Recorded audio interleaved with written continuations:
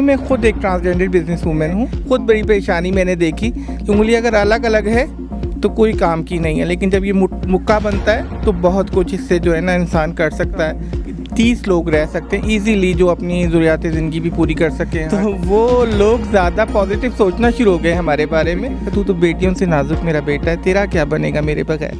अस्सलाम वालेकुम। औसाफ डिजिटल के साथ मैं हूँ रिमशा कंवल और आज हम मौजूद हैं एक ख्वाजा सरा कम्युनिटी सेंटर में और मेरे साथ मौजूद हैं ज़ारा नाज। आइए उनसे जानते हैं इस कम्युनिटी सेंटर के बारे में। अस्सलाम वालेकुम। वालेकुम अस्सलाम। कम्युनिटी सेंटर ये यहाँ पे ख्वाजा सरा जो बेघर ख्वाजा सरा हैं वो लोग यहाँ पर आकर कुछ अरसे के लिए भी स्टे कर सकते हैं और हमेशा यहाँ भी रह सकते हैं।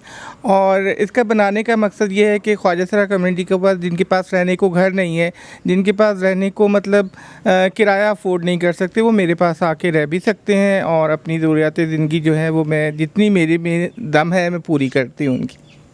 आपको ये इनिशिएटिव कब आया कि मैं ये कम्युनिटी सेंटर बनाऊं और बाकी ख्वाजा सरा की मदद करूं या उन्हें एक खुदा के बाद एक छत फराहम करूं? असल में कोविड के दिनों में खुद एक ट्रांसजेंडर बिजनेस वूमेन हूँ और कोविड के बाद मैं ख़ुद ऐसे हालात से गुज़री कि मैं ख़ुद बड़ी परेशानी मैंने देखी। लेकिन मुझे ये एहसास हुआ कि मेरे ख्वाजा सराओं का क्या हाल हुआ था। जो भीख मैं तो चलो अपना कारोबार कर रही थी तो मेरा ये हाल हुआ है, तो मेरे और ख्वाजा सराओं का जो भीख मांगते हैं, जो मुख्तलिफ़ काम करते हैं, तो उन लोगों का क्या बनेगा।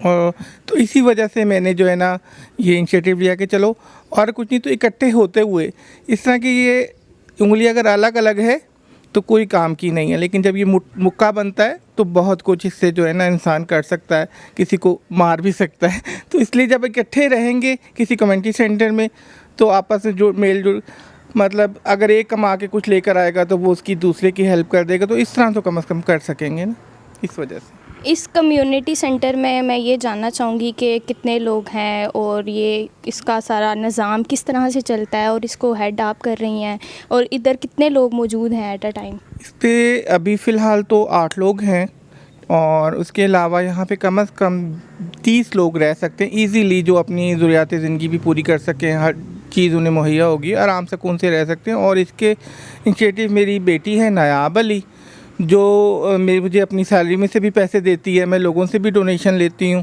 तो ये करके यहाँ के ख़र्चे चलते हैं।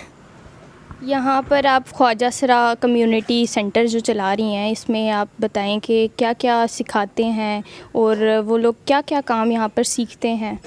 हमने जो सबसे पहले जो है ना इनको हुनरमंद बनाने के लिए मुख्तलिफ़ मतलब तस्बीहां बनाना और फिर उनको सेल करना। एक स्टॉल हम F7 में डोनेशन स्टॉल लगाते हैं जहां हमारी हाथ की बनी हुई ख्वाजा सरा जो हाथों से तस्बीहां बनाते हैं वो हम सेल आउट भी करते हैं और लोगों को तोहफ़तन भी देते हैं। तो उसके अलावा ये है कि यहाँ पे उनकी तालीम के बारे में जो मतलब अगर पढ़ना चाहता है तो उनको हमारी कोशिश होती है कि उनको पढ़ाया जाए। उनको सोशल मीडिया यूज़ करना सिखाते हैं कि कम से कम वो अपना हुनर या अपने अंदर जो भी फ़न है वो सोशल मीडिया के उससे जो है ना वो दिखा सके। तो बाकी आपको पता है टिकटॉक की तो सारी शौकीन है, तो वो टिकटॉक भी बनाती हैं।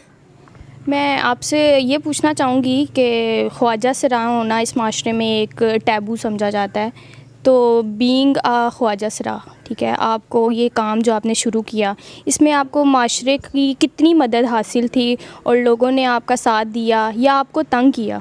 नहीं, अल्हम्दुलिल्लाह लोग बहुत साथ देते हैं। और असल में जब से जो है ना मीडिया के ऊपर लोगों ने नेगेटिविटी पढ़ाना शुरू की है, लोगों को कहना शुरू किया नहीं ये यूँ होते हैं, तो वो लोग ज़्यादा पॉजिटिव सोचना शुरू हो गए हमारे बारे में।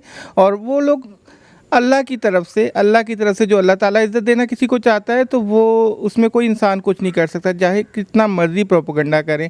तो वो जो इज़्ज़त है वो तो इज़्ज़त है और इज़्ज़त अल्लाह ने देनी है। तो मुझे तो आज तक किसी ने कोई ना तंग किया, बल्कि ईज़िली मैं जाके अगर किसी को कुछ कहना होता है तो मैं साफ़ कह देती हूँ बेटा मुझे ये डोनेशन चाहिए, मैंने यहाँ आटा मंगवाना है या मैंने छत रिपेयर करवानी है, मैंने फ़र्श बनवाना है। मतलब मुख्तलिफ़ चीज़ें हैं जो मैं ईज़िली लोग मुझे तो डोनेशन कर देते हैं।